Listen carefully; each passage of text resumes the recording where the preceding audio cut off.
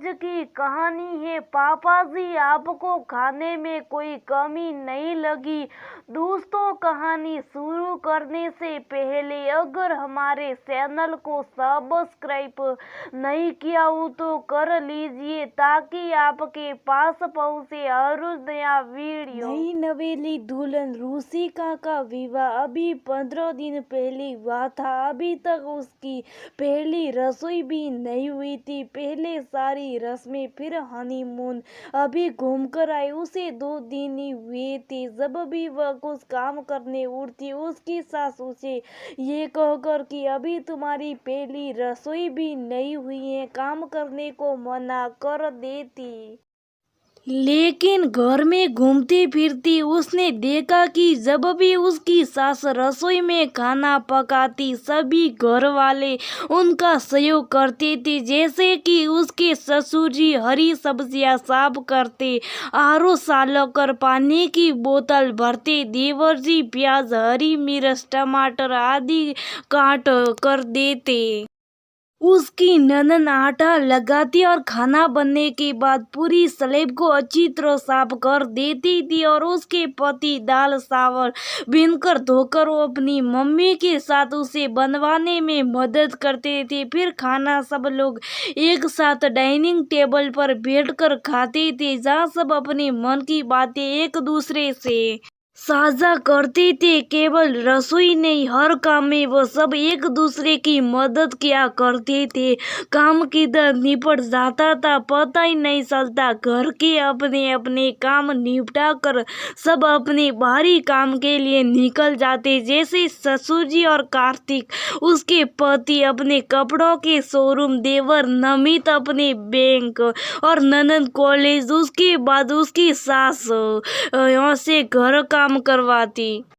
रुचिका ने अपने घर में ऐसा नहीं देखा था। वहाँ केवल उसकी मम्मी रसोई का काम करती थी और भैया की शादी के बाद भाभी ने रसोई संभाली। उसके घर के सारे आदमी लोग किसी भी काम में कोई मदद नहीं करते थे। उन्हें पानी भी उनकी जगह पर बैठे हुए चाहिए होता था। रुचिका भी उनकी कोई मदद नहीं करती थी। कभी माँ या भाभी बोल भी देती तो वो पढ़ाई का बहाना बनाकर सस निकलती थी।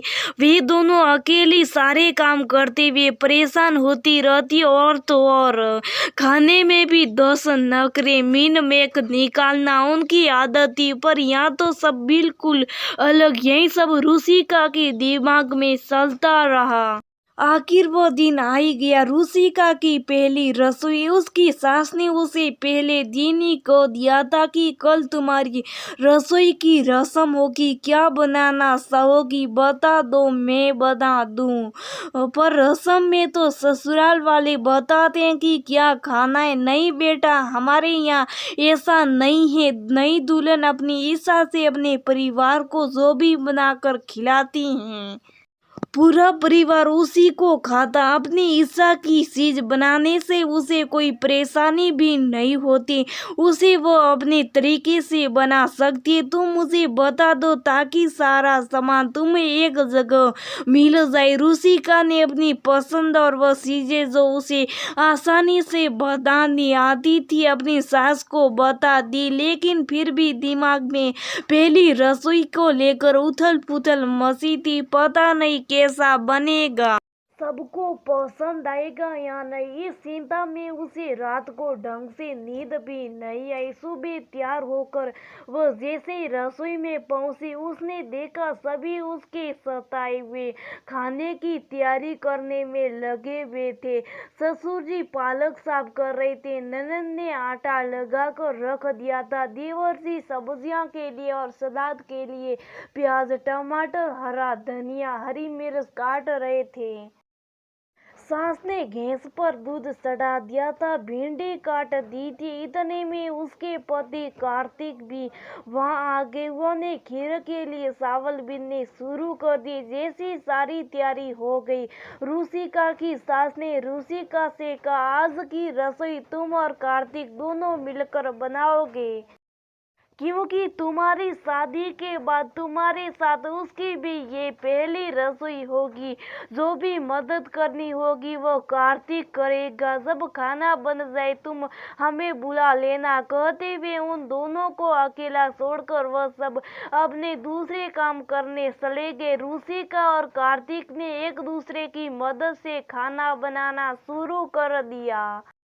नई शादी और एक दूसरे का साथ, कभी हाथ सूज जाता, कभी कार्तिक उसके सिर पर आई पसीने को पोंछ देता, कभी उसका हाथ पकड़कर सब्जी चलाते, ऐसी पूरी बेल कर देते हुए उसे अपनी ओर खींचकर बाहों में भर लेता। इसी तरह एक दूसरे को छेड़ते खाना बन गया। दोनों ने खाना डाइनिंग टेबल पर सजा कर सबको बुलाया।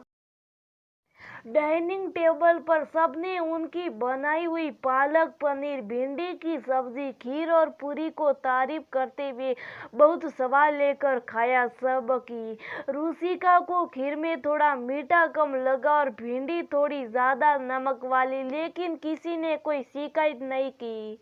उसने अपने ससुर जी से पूछा, पापा जी आपको खाने में कोई कमी नहीं लगी? नहीं बेटा, तुमने इतने मन से खाना बनाया, कभी कैसे हो सकती है? लेकिन मुझे तो भिंडी में नमक तेज लग रहा है और खीर में मीठा कम, लेकिन हमें तो सब परफेक्ट लग रहा है। कहते हुए सास ससुर ने उसके हाथों में सोने के कंगन पकड़ा दिए। सबके अपने काम पर निकलने के बाद रुचिका ने अपनी सास से पूछा कि आज तो मेरी पहली रसोई थी, फिर भी आप सभी ने मिलकर मेरी मदद की और कार्तिक से भी खाना बनवाया, ऐसा क्यों? उसकी सास बोली, दरअसल कार्तिक के दादाजी बहुत गुस्से वाले थे। वह बात बात पर अपनी पत्नी का अपमान किया करते। खाने में कोई भी कमी रह जाती तो खाना उठाकर फेंक दिया करते। बेचारी चुप चाप दिन भर डरी सहमी काम में लगी रहती। बीमारी में भी चैन से नहीं बैठती। कार्तिक के पापा घर के सबसे बड़े बेटे, उनसे अपनी माँ का अपमान सहन नहीं होता। अपने पिता को कुछ भी नहीं कह पाते, लेकिन माँ को आराम मिल सके इसलिए उनकी हर काम में मदद करते। धीरे धीरे यही आदत उन्होंने अपनी दोनों भाइयों और बहन में भी डाल दी।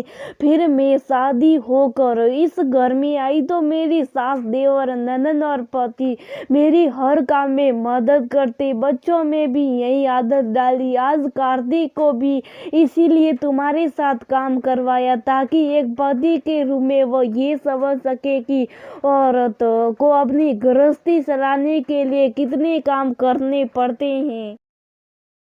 जब आदमी भी ये सब काम करेंगे तो उन्हें समझ आ जाएगा कि कोई भी काम आसान नहीं होता और वह मीन में निकालने की बजाय औरतों को इज्जत और उनके लिए गए काम को महत्व देंगे और आपस में सहयोग करते हुए अपनी गृहस्थी की नया पार लगा देंगे। क्योंकि आने वाले समय में औरतों भी बाहर के कामों में आदमी के साथ कंधे से कंधा मिलाकर काम करेगी। तब आपसी सहयोग और तालमेल से घर में कलह का वातावरण नहीं बनेगा। कार्तिक के दोनों सासा और बुआ के परिवार में भी सब एक दूसरे की मदद से काम करते। हमने तो ये शुरुआत अपने घर से कर दी है। अपनी सास की बात सुनकर रुचिका का मन अपने ससुर के लिए आदर और सम्मान से भर उठा।